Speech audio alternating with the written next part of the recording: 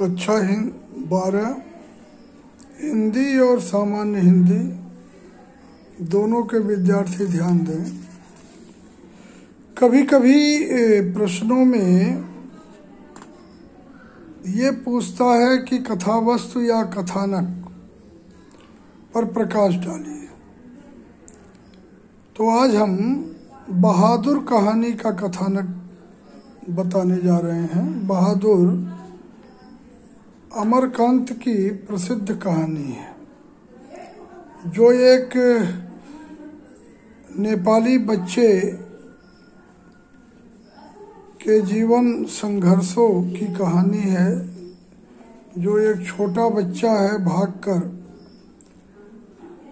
किसी मध्यवर्गीय परिवार का एक हिस्सा हो जाता है, वह नौकरी करता है और उसे क्या क्या ताने झेलने पड़ते हैं।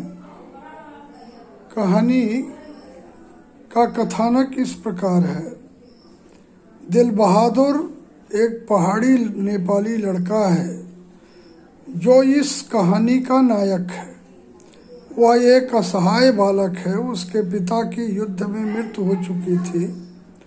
उसकी माँ उसे बहुत पीटती थी, इसलिए वह घर से भाग आया और उसने एक मध्यम वर्गीय परिवार में नौकरी कर ली।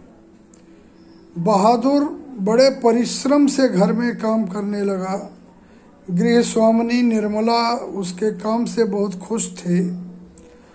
निर्मला ने उसका नाम बहादुर रखा। बहादुर की मेहनत के कारण मकान साफ सुथरा रहने लगा और घर में सभी सदस्यों के कपड़े साफ रहने लगे। बहादुर देर रात तक काम करता और सुबह जल्दी उठकर काम में जुट जाता। वह इसी में खुश था और हर समय हंसता रहता था। वह रात को सोते समय पहाड़ी भाषा में कोई गीत गुनगुनाता रहता था। हंसना और हंसाना मानो उसकी आदत बन गई थी। निर्मला का बड़ा लड़का किशोर एक बिगड़ा हुआ लड़का था। वह शान शौकत और रोब दाब में रहने का समर्थक था। उसने अपने सारे काम बहादुर को सौंप दिए थे। यदि बहादुर उसके काम में तनिक सी भी असावधानी बरतता तो उसे गालियां मिलती।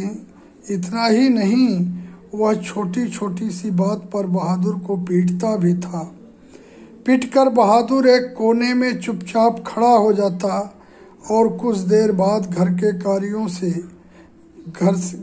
कार्यों में पूर्ववत जुट जाता। एक दिन किशोर ने बहादुर को सुअर का बच्चा कह दिया। बहादुर इस गाली को सहन न कर सका। उसका स्वाभिमान जाग गया और उसने उसका काम करने से इनकार कर दिया।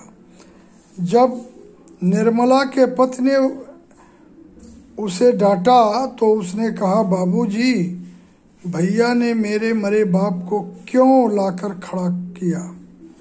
इतना कहकर वह रो पड़ा। प्रारंभ में निर्मला बहादुर को बहुत प्यार से रखती थी तथा उसके खाने पीने का भी बहुत ध्यान रखती थी।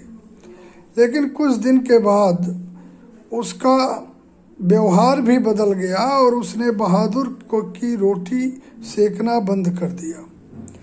अब घर की स्थिति ये हो गई कि जरा सी गलती होने पर भी किशोर और निर्मला उसे पीटते। मारपीट, गाली गलौज के कारण बहादुर से गलतियां और भूलें अधिक होने लगी। एक रविवार को निर्मला के रिश्तेदार अपनी पत्नी और बच्चों के साथ निर्मला के घर आए। नाश्ता करने के बाद बातों की जलेबी छनने लगी। अचानक उस रिश्तेदार की पत्नी नीचे फर्श पर झुककर देखने लगी और चारपाई पर कमरे के अंदर भी छानबीन करने लगी। पूछने पर उसने बताया कि उसके 11 रुपए खो गए हैं, जो उन्होंने चारपाई पर ही निकाल कर रखे थे। इसके बाद सबने बहादुर पर संदेह किया। बहादुर से पूछा गया, उसने रुपए उठा लेने से इनकार कर दिया। उसे खूब पीटा भी गया और पुलिस के सुपुर्द करने की धमकी भी दी गई। निर्मला ने भी बहादुर को डराया, धमकाया और पीटा। सब सोच रहे थे कि पिटाई के डर से वह अपना अपराध स्वीकार कर लेगा, लेकिन जब उसने रुपए लिए ही नहीं तो वह कैसे कहता कि रुपए उसने लिए हैं।